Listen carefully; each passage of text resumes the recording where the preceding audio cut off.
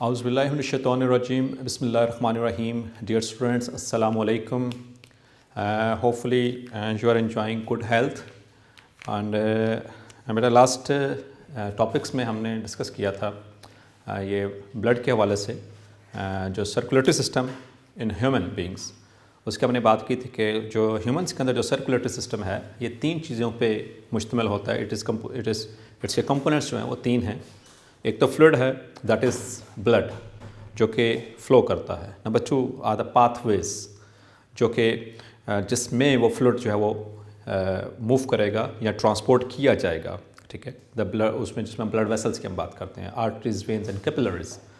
And the third thing, उन चीज़ों को पंप करने के लिए, इस ब्लड को या इस फ्लूइड को पंप करने के लिए भी खुद ब खुद तो पंप नहीं होता, तो उसको कुछ एक ऑर्गन चाहिए होता है, pumping organ, that is heart.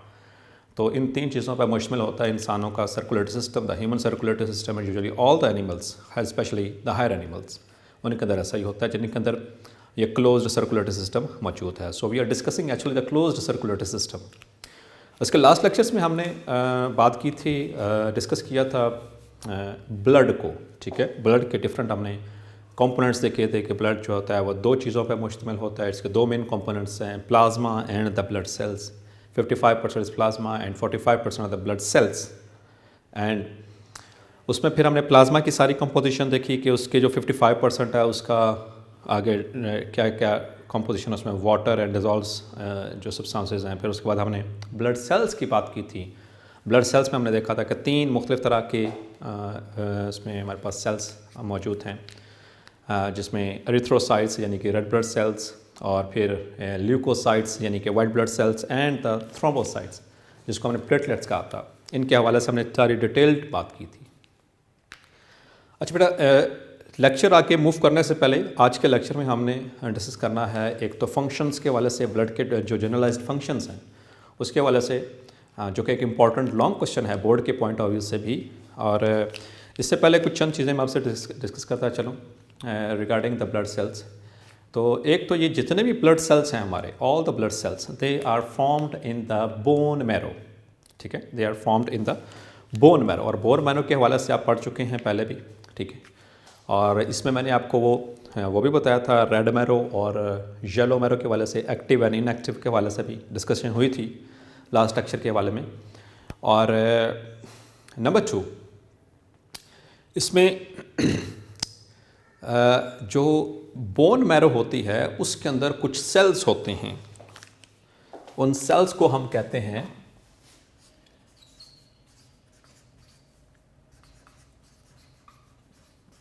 अब ये बोन मैरो कहाँ पर होती है? It is present in the bone.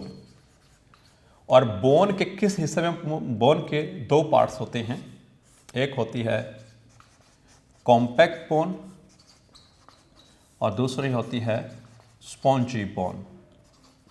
और ये आप लोग पहले से आइडिया है आप लोगों का, ठीक है। So suppose this is a bone,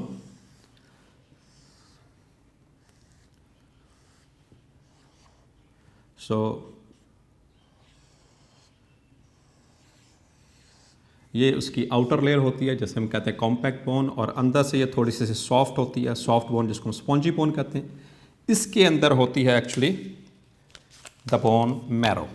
ये this is the bone marrow, ठीक है। ये स्पॉन्जी बोन है और स्पॉन्जी बोन के अंदर ये होती है बोन मैरो। और बोन मैरो के अंदर अगर हम देखेंगे, it has got some cells which are called as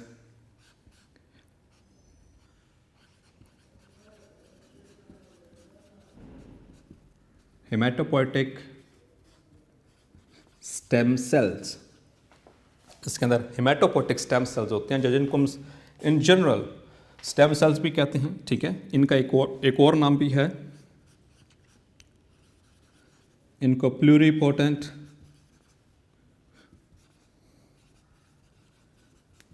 hematopoietic stem sales भी कहते हैं,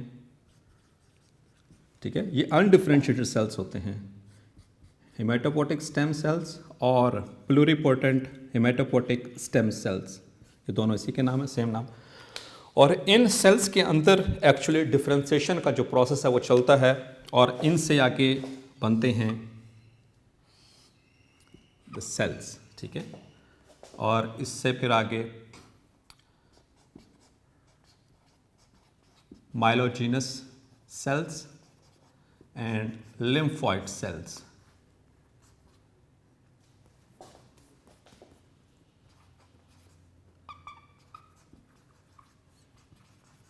और लिम्फोइड स्टेम सेल जो होते हैं ये आगे आपका जो उनसे लिम्फोसाइट्स हैं उसके अंदर इन्वॉल्व होते हैं, और जो माइलोजेनस सेल्स हैं इनसे आगे बनेंगे एरिथ्रोसाइट्स एंड द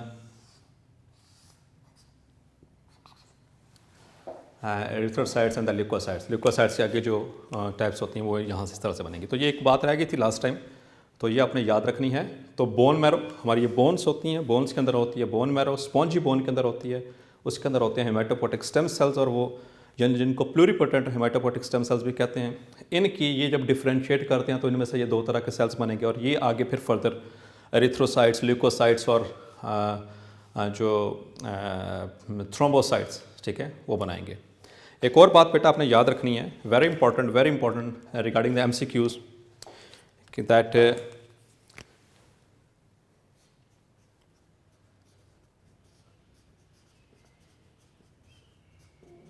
एरिथ्रोसाइट, जिसे हम कहते हैं रेड ब्लड सेल, ये वाहिद मैमेलियन सेल है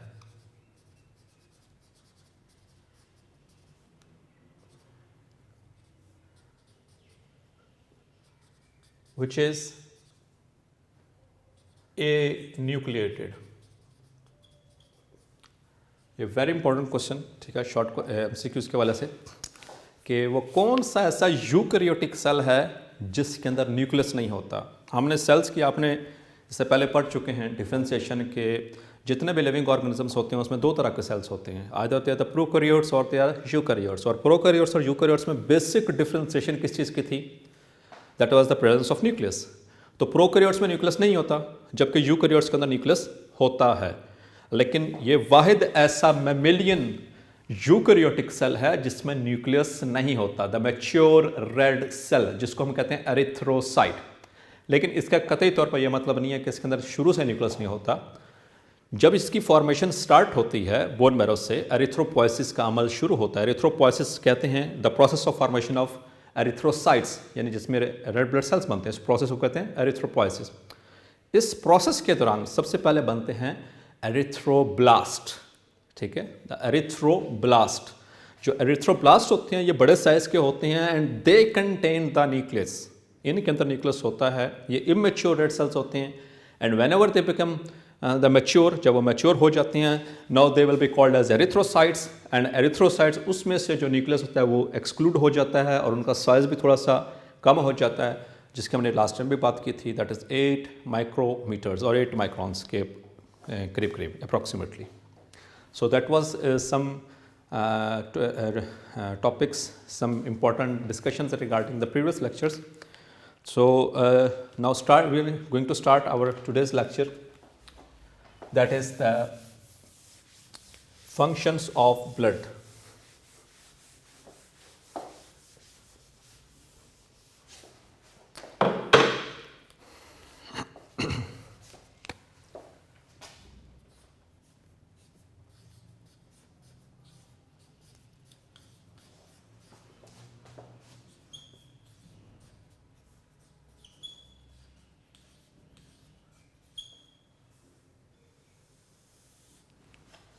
द फंक्शंस ऑफ ब्लड। और बेटा जैसे कि मैंने पहले भी बताया है आपको इस हवाले से कि it is important regarding the long questions in the board point of view, और इसके अंदर से MCQs भी आ सकते हैं, इसमें से शॉर्ट क्वेश्चन भी बन सकते हैं, ठीक है, और जो बन देंगे मैं आपको बताता चलूँगा। तो सबसे जो पहला इम्पॉर्टेंट फंक्शन है ब्लड का,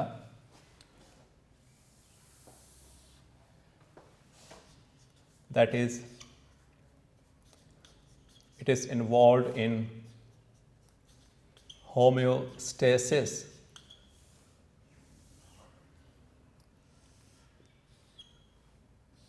और होमोस्टेसिस के वाले से आपको पता है, ठीक है, a process of keeping the internal environment at a balanced or equilibrium state within a narrow range from the harms and external fluctuations of the external environment. यानी अंदर का जो हमारा इन्वायरमेंट होता है हमारी बॉडी के अंदर का, उसको एक नैरो रेंज के अंदर रखना। जैसे कि हमारी पीएच होती है 7.35 टू 7.45, जैसे कि ब्लड प्रेशर होता है, ठीक है, उसमें एक रेंज होती है। इसी तरह से टेम्परेचर है 36.1 टू 37.8 डिग्री सेल्सियस। तो ये these are the narrow range. तो एक्सटर्नल जो एनवायरनमेंट है वो इसको चेंज करने की कोशिश करता है, जबकि हमारी बॉडी जो होती है उसको रेजिस्ट करती है और हमारे इन सारी चीज़ों को इस नॉर्मल रेंज में रखने की कोशिश करती है। इसी सारे प्रोसेस को हम कहते हैं होमोस्टेसिस। और जो ब्लड है it is also involve in some homeostatic processes like number 1, ये हमने लास्ट टाइम भी इस वाले से बात की थी।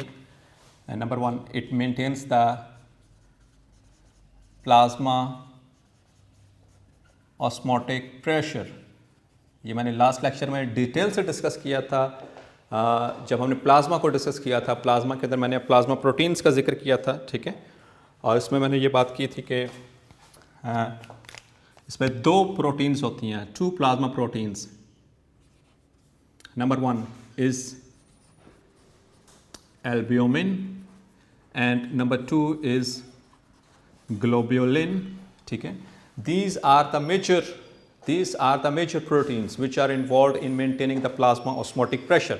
और प्लाज्मा ऑस्मोटिक प्रेशर मैंने समझाया था, जस्ट एक थोड़ा सा ओवरव्यू बताता चलूँ। Suppose this is a blood vessel के अंदर ब्लड है और इसके अंदर उसमें प्लाज्मा का हमने बात की थी कि प्लाज्मा का जो मेन पोर्शन होता है 90 अप टू 90% जो होता है, और समटाइम्स इससे भी ज़्यादा, दैट इज़ वाटर। तो वाटर जो है वो ब्लड वेसल के अंदर ही रहे, ठीक है, इसको अंदर ही रखने के लिए, ताकि ये टिश्यूज़ में ना निकल कर स्किप हो जाए या वो ऊज आउट होता चला जाए। तो इसको इसके अंदर रखने के लिए अंदर सॉल्यूट कंसंट्रेशन को मेंटेन करना ज़रूरी है। और आपने पढ़ा हुआ है वाटर की मूवमेंट कैसे होती है, ओनली थ्रू ऑस्मोसिस। और ऑस्मोसिस क्या होता था, that is the movement of water molecules from low solute to high solute, low solute to high solute. ये ब्लड वेसल है, अगर इसके अंदर सोल्यूट की कंसंट्रेशन कम हो जाए, सोल्यूट इसमें ब्लड सेल्स हैं, इसके अंदर प्रोटीन्स हैं, जो आपने सारा कुछ पढ़ा था। तो अगर सोल्यूट की कंसंट्रेशन कम हो जाएगी तो यहाँ से वाटर निकल कर और वो टिश्यूज़ में आना शुरू हो जाएगा, leading towards an abnormal condition which is called as edema, ठीक है। लेकिन ऐसा नहीं होता, अल्लाह ताला ने इसको मेंटेन किया हुआ है। वो कैसे कि हमारी ब्लड वेसल्स के अंदर सोल्यूट की जो कंसंट्रेशन है उसको मेंटेन किया जाता है with the help of these 2 plasma proteins, albumin and globulin, ठीक है। और इसमें मैंने ये भी बताया था कि 75% जो होता है इसका रोल एल्ब्यूमिन का होता है and up to 25% that is globulin. तो ये उसको मेंटेन करती हैं। ये सोल्यूट कंसंट्रेशन बढ़ती रहेगी, बनती चली जाएगी, और उससे जो होता है हमारा ब्लड जो होता है वो ब्लड वेसल से एस्केप नहीं करता। Clear? So that is how it is involve in the maintenance of plasma osmotic pressure. Number 2, कौन सा होमोस्टेटिक फंक्शन परफॉर्म किया जा रहा है, that is it acts as a buffer. Buffer आप बेटा पढ़ चुके हैं, केमिस्ट्री के अंदर पढ़ते हैं। जो बफर्स ऐसे सॉल्यूशंस को कहा जाता है जिसमें किसी भी चीज़ की एसिडिटी और अल्कलाइनिटी को मेंटेन किया जाता है, यानी कि कंसंट्रेशन जिसमें हाइड्रोजन आयंस और हाइड्रोक्सिल आयंस की कंसंट्रेशन को मेंटेन किया जाता है according to the natural environment. जैसे कि हम बात करते हैं हमारे ब्लड की जो पीएच है वो कितनी होती है बेटा, इट रेंजेस फ्रॉम 7.35 टू 7.45। ये रेंज है, ये एक नैरो रेंज है, ठीक है।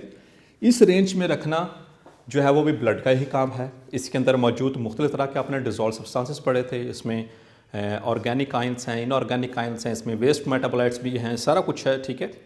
तो ब्लड की पीएच को ऑप्टिमम रखने के लिए, और ऑप्टिमम कहाँ पर होती थी इसकी पीएच 7.4, इस पे मेंटेन करने के लिए ब्लड जो होता है वो किडनीज के पास जाता है और वहाँ से इनकी जो कंसंट्रेशन होती है हाइड्रोक्सिल एंड हाइड्रोजन आयंस की, इनको मेंटेन करवाता है ताकि हमारी जो ब्लड की जो पीएच है वो यहाँ तक रह सके। क्लियर? सो यहाँ तक रखना, दिस इज़ ऑल्सो, क्योंकि हम ये एनवायरनमेंट हमारा कांस्टेंट तो नहीं होता, मुख्तलिफ चीज़ें एंटर हो रही हैं, मुख्तलिफ चीज़ें वहाँ से रिमूव हो रही हैं, हमारी बॉडी में से, ठीक है। तो उस सूरत में जो पीएच होती है कभी ऊपर हो रही होती है, कभी थोड़ी सी नीचे हो रही होती है, तो उसको मेंटेन करने के लिए ब्लड की ही ज़रूरत पड़ती है। So it also acts as a buffer. इस तरह से एक और इसका इंपॉर्टेंट फंक्शन है homeostatic function. It is involve in thermoregulation. हमारे बॉडी टेम्परेचर को मेंटेन करने में भी हेल्प करता है। थर्मो रेगुलेशन भी एक होम्योस्टैटिक मैकेनिज्म है, ठीक है। हाँ, तो इसकी जो डिटेल्स हैं, वैसे थर्मो रेगुलेशन की आप इंशाल्लाह सेकंड ईयर में चैप्टर नंबर 15 के अंदर, ठीक है, चैप्टर नंबर 15 के अंदर इंशाल्लाह वहाँ पर पढ़ेंगे इन होम्योस्टेसिस, जो आपका चैप्टर नंबर 15 है उसमें थर्मो रेगुलेशन में, कि जो हमारी ब्लड वेसल्स होती हैं, ब्लड वेसल्स, और ख़ास तौर पर कौन सी ब्लड वेसल जो हमारी स्किन के करीब होती हैं, और हमारी स्किन के करीब कौन सी ब्लड वेसल होती है, आगे चल के इंशाल्लाह जब मैं ब्लड वेसल्स पढ़ाऊंगा तो उसमें आपको डिटेल से समझाऊंगा। हमारी स्किन के सरफेस के ऊपर जो करीब करीब होती हैं ब्लड वेसल्स, उनको वेन्स कहा जाता है। ये जो हमें नज़र भी आती हैं, ठीक है, वी कैन, जो आर्टरीज होती हैं वो नज़र नहीं आती हैं, they are present in the deep tissues के अंदर में, ठीक है, मसल्स के अंदर या डीप टिश्यूज़ के अंदर मौजूद होती हैं, वो ऊपर हमें फील नहीं होती हैं, मतलब दिखाई नहीं देती हैं। सो ये जो सी ब्लड वेसल्स हैं, जैसे ही हमारी बॉडी का टेम्परेचर बढ़ने लग जाता है, 37.8 डिग्री सेल्सियस से क्रॉस करना शुरू कर देता है, तो हमारी बॉडी के जो सा थर्मोस्टेट है which is present in the hypothalamus, वो रेगुलेट करवाता है इसको होम्योस्टैटिकली। कैसे? नंबर 1 कि ये जो सी ब्लड वेसल्स हैं ये आ जाएंगी to the surface of the skin, ये यहाँ पर इसके साथ टच करेंगी और ये डायलेट हो जाएंगी। डायलेट होने से क्या होगा? ब्लड फ्लो बढ़ जाएगा। ब्लड फ्लो बढ़ेगा तो ज़्यादा से ज़्यादा ब्लड यहाँ पर आएगा और ज़्यादा से ज़्यादा हीट जो है वो कंडक्शन के ज़रिए एक्सटर्नल एनवायरनमेंट के साथ एक्सचेंज की जाएगी। तो इस तरह से बॉडी का जो टेम्परेचर है वो मेंटेन करने में हेल्प की जाती है। इसी तरह जब बॉडी टेम्परेचर लो हो जाता है, ठीक है, यानी कि जैसे सर्दियाँ आ रही हैं, सर्दियों में हमें बॉडी टेम्परेचर हीट चाहिए होती है, तो उस सूरत में ये वेसल्स कंस्ट्रिक्ट कर जाती हैं और ये नीचे चले जाती हैं स्किन के नीचे। सर्दियों में आप आमतौर पर हमें ये वेसल्स नज़र नहीं आती हैं जो स्किन के ऊपर। उसकी रीज़न यही होती है in order to save the heat, और because the blood carries with heat, ठीक है, ये हीट अपने साथ कैरी करता है, so that is why it is involve in thermoregulation. सिर्फ इतना सा बताता चलूँ, by the process of vasoconstriction and vasodilation. इसमें घबराने या परेशान होने की ज़रूरत नहीं है, ये इंशाल्लाह आप सेकेंड ईयर में पढ़ेंगे। जस्ट आपका कंसेप्ट बनाने के लिए कि कैसे हो सकती है, तो ये दो प्रोसेस के ज़रिए ब्लड जो है वो इन्वॉल्व होता है। ब्लड वेसल्स जब डायलेट करेंगी, जब डायलेशन होगी तो हीट लॉस होगी, जब कंस्ट्रिक्ट करेंगी तो हीट कंजर्व होगी। ओके, इसी तरह से बहुत सारे जो सॉल्ट्स हैं हमारी बॉडी के अंदर, और इसके अलावा वेस्ट प्रोडक्ट्स हैं,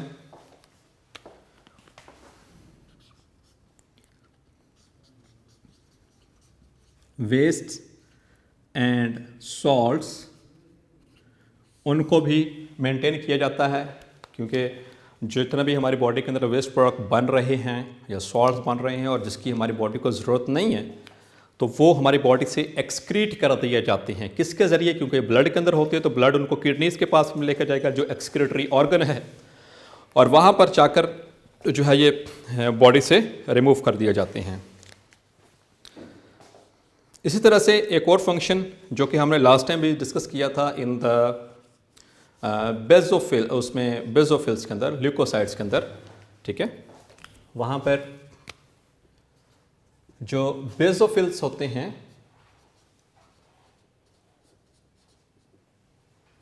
वहाँ से मैंने आपको बताया था कि दो तरह के केमिकल्स रिलीज हो रहे होते हैं। Number 1 is heparin and number 2 is histamine. Heparin मैंने आपको बताया था, डेफिनेटली आपको पता भी होगा, इसकी डिटेल बता दी थी। हेपेरिन जो है एंटी कोगुलेंट के तौर पर काम कर रहा है हमारे ब्लड वेसल्स के अंदर। तो जो ब्लड है वो हमारे ब्लड वेसल के अंदर कोएगुलेट ना हो, जमे नहीं, क्लॉट ना हो, तो उसके लिए कुदरती तौर पर अल्लाह ताला ने हमारी बॉडी के अंदर एक केमिकल रखा है जो कि सेक्रेट होता है बेजोफिल से, जो कि टाइप है ग्रेनुलोसाइट्स की, जो कि टाइप है ल्यूकोसाइट्स की, ठीक है। तो उसमें से यानी ल्यूकोसाइट्स की जो ग्रेनुलोसाइट्स हैं उनमें से एक टाइप है बेजोफिल्स, आपने कुछ याद होगा, उनमें से हेपेरिन सेक्रेट होता है which acts as a anticoagulant. हमारे ब्लड वेसल्स के अंदर ब्लड क्लॉट नहीं होता, लेकिन जैसे ब्लड वेसल से ब्लड बाहर निकलता है तो वो क्लॉट हो जाता है। तो ब्लड वेसल्स के अंदर उसको मेंटेन करने के लिए उसकी लिक्विडिटी को, इसकी फ्लूइडिटी को ये केमिकल रिलीज होता जाता है। ठीक है, इसी तरह से हिस्टामिन के हवाले से बताया था कि ये it causes inflammation, inflammatory chemical है, जो कि आम तौर पर जो है वो ख़ास तौर पर जो एलर्जिक रिएक्शंस होते हैं उस दौरान ये रिलीज होता है। It produces the chemicals of inflammation. Clear? तो ये इस तरह से हमारी बॉडी के अंदर केमिकल्स का जो चेक एंड बैलेंस है वो इनकी मदद से देखा जा सकता है। दूसरा जो इंपॉर्टेंट फंक्शन है दैट इज ट्रांसपोर्ट। और ये वाला टॉपिक आप डिटेल से पढ़ चुके हो इन चैप्टर नंबर 13। ठीक है, इन द गैसियस एक्सचेंज। ठीक है, उसमें आपने पढ़ा था कि जो ब्लड होता है उसके अंदर होते हैं erythrocytes and they are involve in the transport of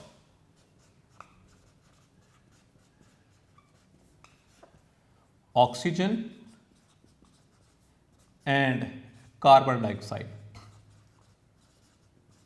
तो ये दो मेन गैसेस हैं, ऑक्सीजन एंड कार्बन डाइऑक्साइड। इनकी ट्रांसपोर्ट को मेंटेन करवाया जाता है with the help of blood. ये आप डिटेल से पढ़ चुके हैं and you know very well how they are involve in the how they are transported. ठीक है, ऑक्सीजन कैसे हमारे लंग्स से हमारे टिश्यूज तक पहुंचती है और कैसे कार्बन डाइऑक्साइड होती है हमारे टिश्यू से वापस लंग्स के ज़रिए एक्सहेल होती है। ये आप पहले से पढ़ चुके हैं। इसी तरह से जो ब्लड जो होता है it helps in the exchange of materials. It is also involved in the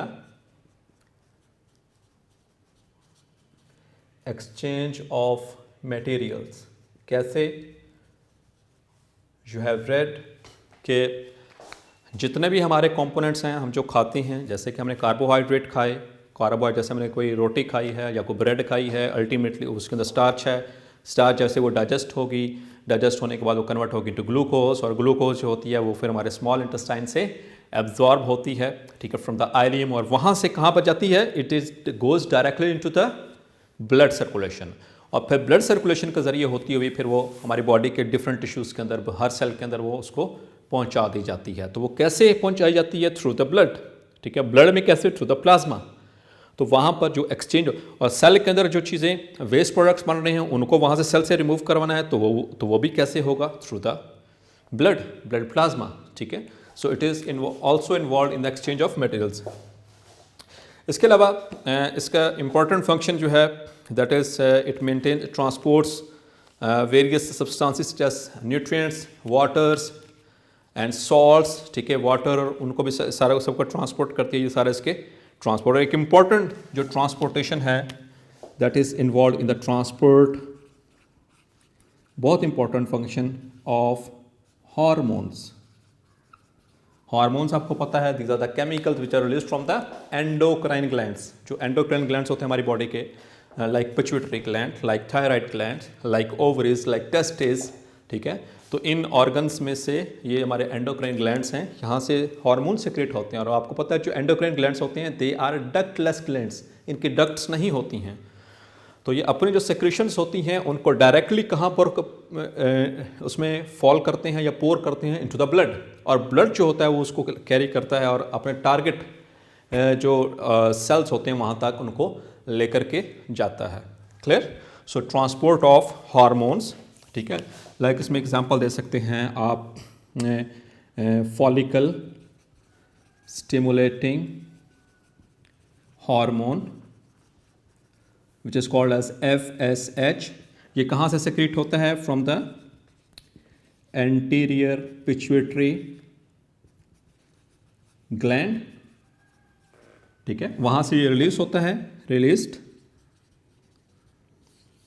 और ये ब्लड में जाएगा, travels through the blood and reaches the ovaries. Ovaries में पहुंचकर और वहाँ पर इससे जो फॉलिकल्स होते हैं उनको, उनकी प्रोडक्शन को स्टिमुलेट करवाएगा। इंशाल्लाह सेकंड ईयर में ये डिटेल से टॉपिक आएगा। एंडोक्राइन उसमें ग्लैंड्स में भी आएगा और ये चैप्टर नंबर 18 में भी आएगा ये टॉपिक ड्यूरिंग द रिप्रोडक्शन, ठीक है। रिप्रोडक्टिव जो साइकिल्स होते हैं उसमें भी आप डिटेल से पढ़ेंगे। तो यहाँ पर सिर्फ इतना ही, सिर्फ एक एग्जांपल दी है ताकि इसके अलावा बाकी सारे हार्मोन, जितने भी हार्मोन्स हैं वो सारे के सारे ब्लड में सेक्रेट होते हैं और वहाँ से ये चले जाते हैं टू द टारगेट ऑर्गन्स, ठीक है। इसी तरह से एक और इम्पॉर्टेंट फंक्शन है ब्लड का, that is it is involved in immunity. इंशाल्लाह इम्यूनिटी जो है ये डिटेल लेक्चर है, वेरी इंपॉर्टेंट लेक्चर, बहुत ही कंसेप्चुअल लेक्चर है। इंशाल्लाह लास्ट लेक्चर, इस चैप्टर के जो लास्ट लेक्चर्स होंगे उनमें डिस्कस करेंगे इसको, इम्यूनिटी को, ठीक है। ये एबिलिटी होती है किसी भी ऑर्गेनिज्म की या किसी भी बॉडी की to resist the entrance of the microorganisms और द पैथोजेंस, जो कि हमारी कोई भी ऐसी चीज़ जो कि हमारी बॉडी में नुकसान पहुंचाने की कोशिश करे, ख़ास तौर पर जो लिविंग ऑर्गेनिजम्स होते हैं, virus, bacteria, parasites, fungi, microscopic fungi, तो ये हमारी बॉडी उनके खिलाफ कुछ रिस्पॉन्स देती है, उनको मार देती है, उनको उनके खिलाफ फाइट करती है। उस एबिलिटी, उस कैपेसिटी को कहते हैं इम्यूनिटी। और ये इम्यूनिटी हमने जो ब्लड सेल्स पढ़े थे उसमें मैंने डिटेल से बात की थी, तो उसी को हम कुछ फंक्शंस हैं हम देख लेते हैं। Like the neutrophils. न्यूट्रोफिल्स क्या करते थे बेटा, ये जो स्मॉल पार्टिकल्स होते हैं उनको एनगल्फ करते थे, यानी कि उनको फैगोसाइटोसिस में इन्वॉल्व होते थे। इसी तरह से जो मोनोसाइट्स थे वो क्या करते थे, मोनोसाइट्स आपको बताया था कि 10 से 20 घंटे तक वो जो हैं वो ब्लड में रहते हैं, वहाँ से फिर उसके बाद वो कहाँ चले जाते हैं, इनटू द टिश्यूज़, और टिश्यूज़ में जाकर वो कंबाइन होते हैं और बना देते हैं मैक्रोफेजिस, ठीक है। एंड दे फॉर्म मैक्रोफेजिस, और वो मैक्रोफेजिस क्या करते थे, दे एनगल्फ लार्ज पार्टिकल्स, ठीक है, यानी कि फैगोसाइटोसिस ऑफ लार्ज पार्टिकल्स। तो न्यूट्रोफिल्स स्मॉल पार्टिकल्स को फैगोसाइटोस करते हैं, जबकि मोनोसाइट्स जो यानी कि मैक्रोफेजिस के शक्ल में दे एनगल्फ और दे फैगोसाइटोस द लार्ज पार्टिकल्स, ठीक है। इसी तरह से जो हमारे लिम्फोसाइट्स हैं,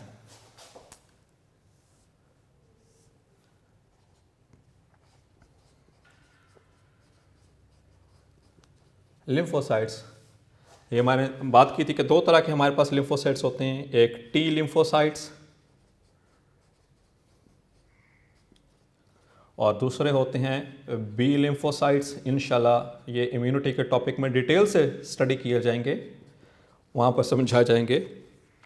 तो जो टी लिम्फोसाइट्स हैं ये हमें सेल मीडिएटेड इम्यूनिटी प्रोवाइड करते हैं, सेल मीडिएटेड इम्यूनिटी। इसका मतलब ये है, इट मीन्स कि टी लिम्फोसाइट्स ऐसे सेल्स प्रोड्यूस करते हैं जो कि आगे आने वाले किसी भी पैथोजन को अटैक करेंगे और उनको मार देंगे, ठीक है, सेल्स की शक्ल में, ठीक है। तो they provide cell mediated immunity. जबकि बी लिम्फोसाइट्स ये क्या करते थे, they provide humoral immunity.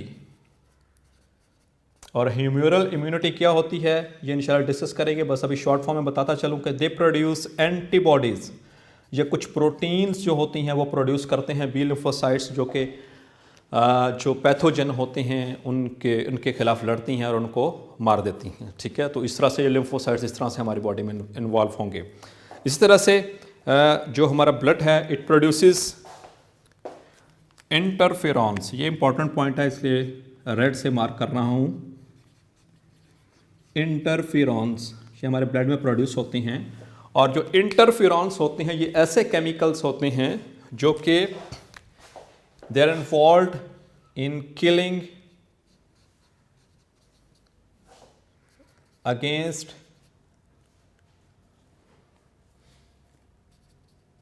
Nucleic acids. ये इंपॉर्टेंट पॉइंट है, इंपॉर्टेंट एमसीक्यू है ऑफ माइक्रो ऑर्गेनिजम्स।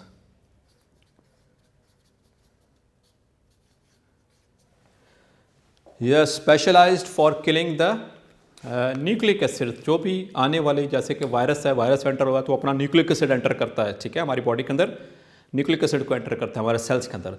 तो उस न्यूक्लिक एसिड अटैक को बचाने के लिए हमारी बॉडी के अंदर ब्लड प्रोड्यूस करता है इंटरफेरॉन्स, और वो न्यूक्लिक एसिड्स को डिस्ट्रॉय कर देते हैं ताकि वो हमारी बॉडी के अंदर इन्फेक्शन या कोई इस तरह का केमिकल प्रोड्यूस ना कर सकें।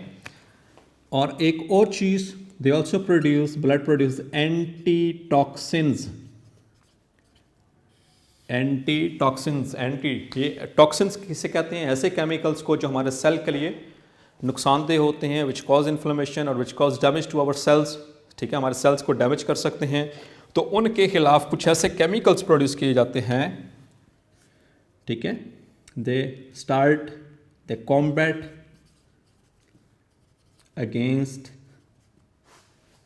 The toxins which are produced by the different pathogens, ठीक है। ऐसे पैथोजन किसे कहते हैं? ऐसा कोई भी लिविंग एजेंट, कोई भी ऐसा माइक्रो ऑर्गेनिज्म जो कि हमारी बॉडी के अंदर पैथोजेनिसिटी मतलब कि डिजीज़ कॉज कर सके, उसे कहते हैं पैथोजन। और वो पैथोजन्स क्या करते हैं? मुख्तलिफ तरह के केमिकल्स रिलीज करते हैं। कुछ जो पैथोजन्स होते हैं उन केमिकल्स को कहते हैं टॉक्सिन्स, और ये हमारे ब्लड सेल्स होते हैं उनके खिलाफ केमिकल्स प्रोड्यूस करता है, उन्हें कहते हैं एंटी टॉक्सिन्स। और वो उन टॉक्सिन्स को ख़त्म कर देते हैं, डिग्रेड कर देते हैं, ताकि हमारी बॉडी जो है उनसे बची रह जा सके। क्लियर? और एक लास्ट इसका function very important, that blood it is involve in blood clotting. और ये हम डिस्कस कर चुके हैं वैसे भी, लेकिन चूँकि हम फंक्शंस को डिस्कस कर रहे हैं तो ये 4 मेन फंक्शंस में, तो ब्लड क्लॉटिंग में बेटा आपको याद होगा कि हमने 3 चीज़ें मेन बताई थी। एक तो नंबर 1 इज़ द प्लेटलेट्स, ठीक है, जिनको हम कहते हैं thrombocytes which are the fragments, broken fragments of megakaryocytes. और number 2 is fibrinogen,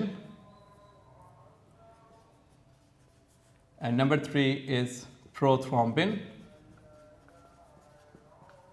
These are involved in the blood clotting. तो जैसे ही इंटरनल या एक्सटर्नल इंजरी होगी हमारी बॉडी के अंदर, तो ये वहाँ पर प्लेटलेट्स पहुँचेंगे, फाइब्रिन फाइबर्स वहाँ पर एक नेटवर्क बनाएंगे फाइबर्स का, रेशो का, और वहाँ पर वो एक टेम्पररी सील बना दी जाएगी, ब्लड को रोक दिया जाएगा। So that's all for today's lecture. Inshallah, in the next lecture we will discuss about the structure of heart. Thank you very much.